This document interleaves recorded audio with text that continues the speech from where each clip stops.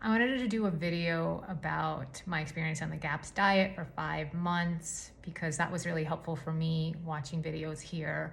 When I was starting it, it's not an easy diet, so I just wanted other people's guidance and experience, and this is my experience. So this is a diet that it's called the GAPS diet, the gut and psychology diet, and it aims to lower inflammation and heal the gut lining and also reorganize your biome, improve your biome.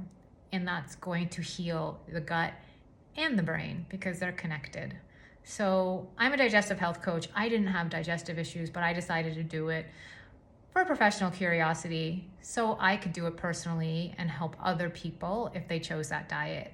And I was experiencing some burnout. I had a very difficult, stressful event, a traumatic loss. And what happened was that my body, I got exhausted. I went into like freeze mode, burnout. And then I started having all sorts of health issues like lung infection that wouldn't go away. My back went out for the first time. My energy was waning. So definitely my body was crying for help. And 20 years ago, I did a diet very similar to the full GAPS diet that completely transformed my gut. I had IBS. I had really bad symptoms that are getting worse. And this diet, it changed my whole life and improved my health to the point where for 20 years I haven't had digestive issues really. So the full GAPS diet is one that takes out dairy, beans, all sugars except for honey, processed foods, seed oils, dairy except for lactose-free dairy. It takes out a lot of food, so you can't eat processed food, you can't eat prepared food, so you have to cook it all yourself. It's a commitment. It's very hard to travel. It's doable. You can just have protein and a veg side, but it makes it challenging. But if you're home, if you're willing to do all the cooking, I love to cook, but it was a lot. But it was worth it. The experience was worth it, and I'll tell you why. It took me about 3 months to start feeling better. Now, you're supposed to be on this diet for a year to 2 years. I wasn't doing it because I had a lot of digestive issues. I was doing it because I wanted my energy back, my spark back, and I got it after 3 months. But it wasn't so easy. In the beginning, it was so challenging. The GAPS diet is done in stages. You go from stage 1 to stage 6. And stage 1 is the biggest elimination. You can really only eat a handful of vegetables, broth, and protein. And I think you can have maybe some ghee or some coconut oil. I think just coconut oil and some salt. It's very basic. It's very limited. And you're supposed to be on each stage until you feel better and move on. We just sped through all 6 stages. In each stage, you keep adding foods in. We did it in 2 weeks and then went to the full GAPS diet, which seemed, even though still restrictive, seemed very, very liberal compared to the early stages. And it was very similar to the diet I did 20 years ago. Similar, not the same. In the beginning stages, I was hungry all the time. All the time. I would eat a lot of food, and right after eating, I would have hunger pains. And I usually don't experience a lot of hunger. I would say that my appetite is on the lower side, and I don't get like super ravenously hungry, and I don't have hunger pains, and I had it on this diet. And what I think that was, and I experienced this before when I've done keto, is what I think this was dying bacteria and perhaps yeast that were just screaming for food so loudly that they were giving me pain. This is just my theory. I don't know if it's true, but this was my experience. So much hunger. I lost my desire to eat. I love to eat. I love food. And at every meal I was like, oh, soup again? So we were happy when we started eating the GAPS pancakes, which is squash and nut butter and eggs, because it gave us, and fruit, because it gave us more variety.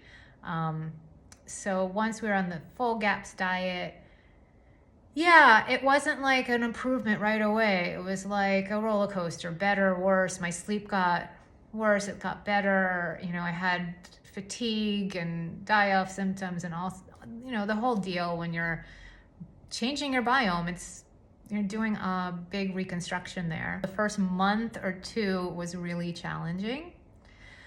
But as I said, in month 3, I started getting my energy back, and I actually had more energy than before I burnt out. And it was amazing. But I wanted to show you how I evaluated whether we should keep going with this diet, or if it was or was not working. Because you think, okay, I felt better, why wouldn't I just keep going? It's such a low starch diet. Like, you can't have potatoes, you can't have sweet potatoes. The starchiest things you can have are like carrots and squashes, but all the tubers, pretty much, the parsnips, the cassava, plantains, not allowed.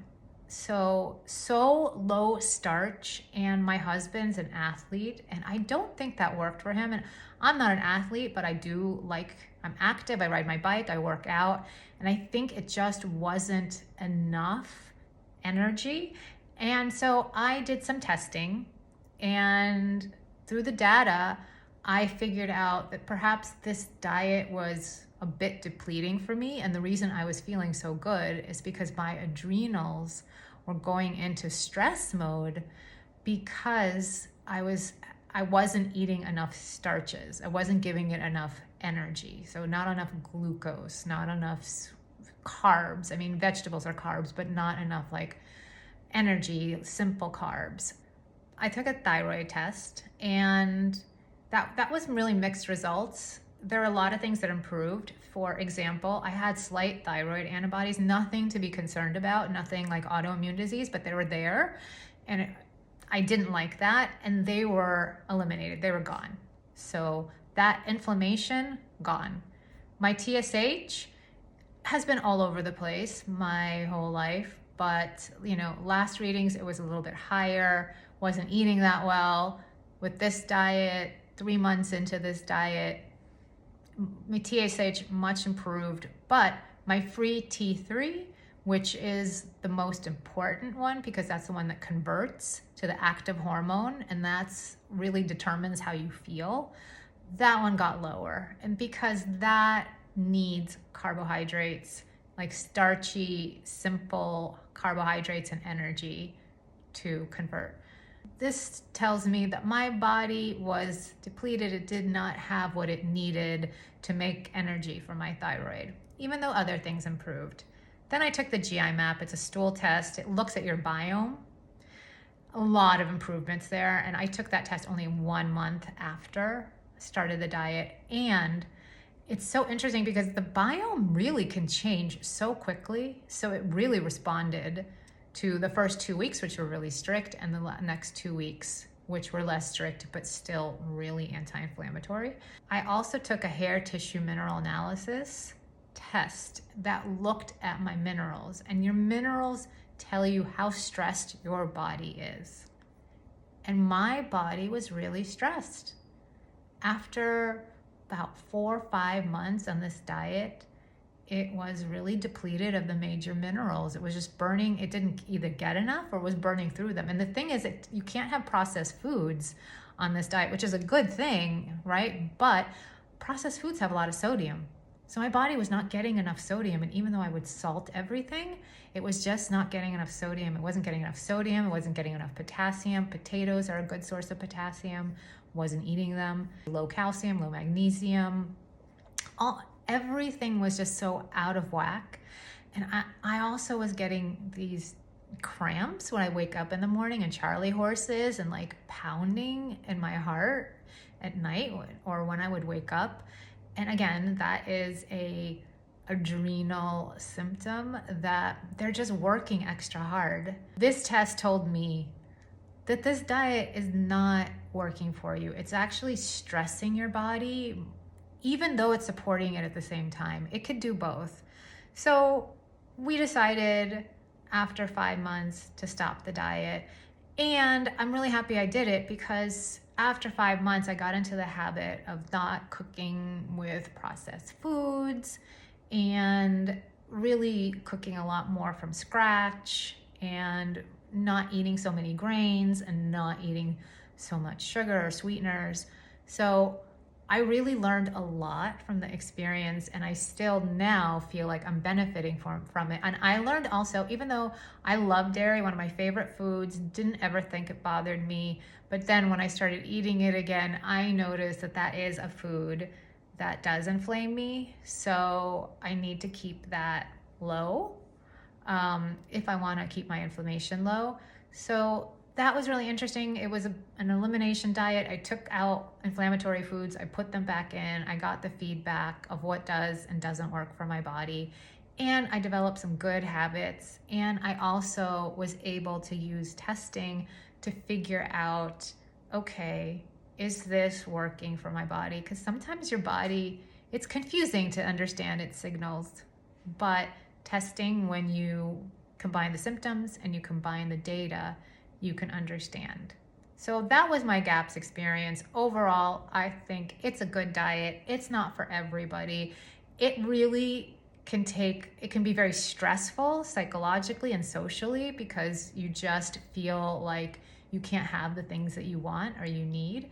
However, how important is your health? Because I think that this can really help improve the nervous system and really lower inflammation and balance blood sugar.